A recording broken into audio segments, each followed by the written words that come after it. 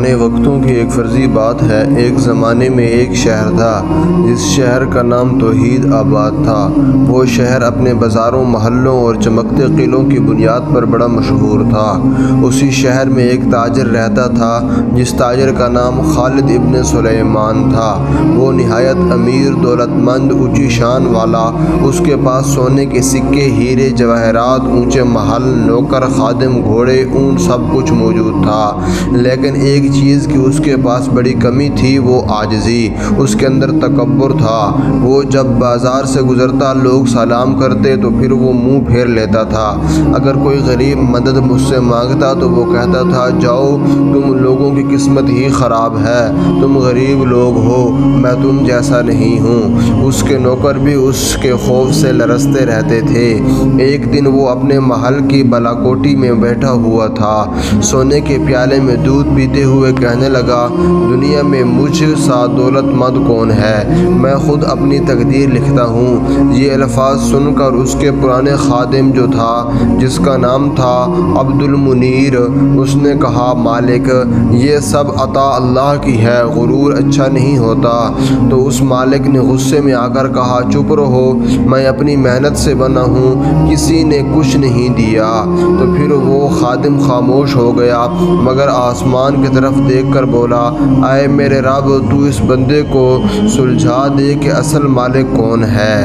اسی رات وہ جو مالک تھا، اس نے ایک عجیب خواب دیکھا کہ ایک بزرگ نورانی چہرے والا اس کے سامنے آئے اور کہا کہ اے مالکو، تم نے کہا تم اپنی تقدیر خود لکھتے ہو، یاد رکھو کل کا سورج تمہارے لیے نئی آزمائش لے کر آئے گا۔ تو پھر وہ جو بڑا مالک تھا بڑا کر اٹھا تو مگر خواب کو مذاق سمجھ کر ہنس دیا۔ آزمائش؟ میرے پاس سب کچھ ہے، مجھے کیا ہو سکتا ہے؟ اگلی صبح وہ اپنی تجارت کے قافلے کے ساتھ دوسرے شہر جا رہا تھا۔ درجنوں اونٹ، خچر اور درجنوں خادم ساتھ تھے۔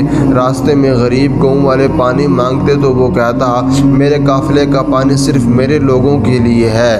یہ الفاظ کہہ کر وہ آگے بڑھ جاتا۔ دوپہر کا وقت، آسمان پر بادل چھا گئے، پہلے ہوا چلی، پھر ریت کا طوفان اٹھا۔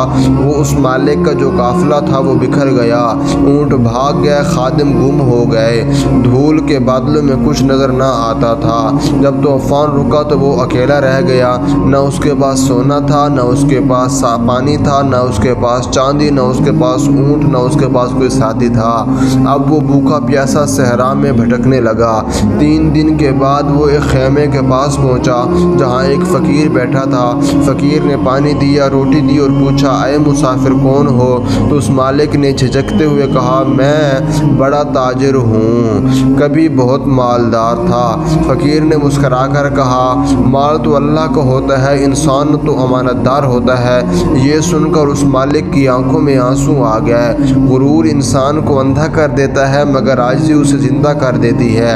اگر تم دل سے توبہ کرو گے تو اللہ پھر سے تمہیں نواز دے گا۔ اس مالک نے سجدہ کیا، روتا رہا اور کہا، اے اللہ، میں نے غرور کیا، تو مجھے بخش دے۔ جب وہ اٹھا تو دل پر سکون تھا۔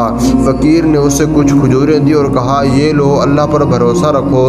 تو وہ مالک اپنے شہر واپس پہنچا۔ محل خالی تھا مگر دل ایمان سے بھرا ہوا تھا۔ اب وہ ہر صبح بازار میں جاتا، غریبوں کو سلام کرتا، ان کی مدد کرتا۔ اگر کوئی فقیر آتا تو خود اٹھ کر اس کے ہاتھ چومتا۔ لوگ حیران تھے کہ یہ وہی مغرور تاجر ہے۔ ہاں، وہ جواب دے کر کہتا، میں وہی ہوں، مگر اب میرا دل بدل گیا ہے۔ غرور نے مجھے خالی کر دیا تھا، عاجزی نے مجھے سونا بنا دیا ہے۔ آخر عمر میں وہ مسجد کے پاس بیٹھ کر مسافروں کو کھانا دیتا۔ ایک دن اس کے اوپرانہ خادم، وہ جو عبداللہ، آیا، آنسوؤں کے ساتھ بولا، مالک، اب آپ پہچانے نہیں جاتے۔ تو مالک نے مسکرا کر بولا، عبداللہ، اب مجھے پہچاننے کی ضرورت نہیں، بس اتنا جان لو کہ میں اللہ کا بندہ ہوں، تاجر نہیں ہوں۔ وہ اسی دن وہ مسکراتے ہوئے دنیا سے رخصت ہو گیا۔ غرور انسان کو گرا دیتا ہے، عاجزی انسان کو بلند کر دیتی ہے۔ جو کچھ ہمارے پاس ہے وہ سب اللہ کی امانت ہے۔ دوستو، ویڈیو دیکھنے کا بہت بہت شکریہ۔ کمنٹ میں اپنی رائے کا اظہار کیجیے گا، چینل کو سبسکرائب کیجیے گا۔ شکریہ۔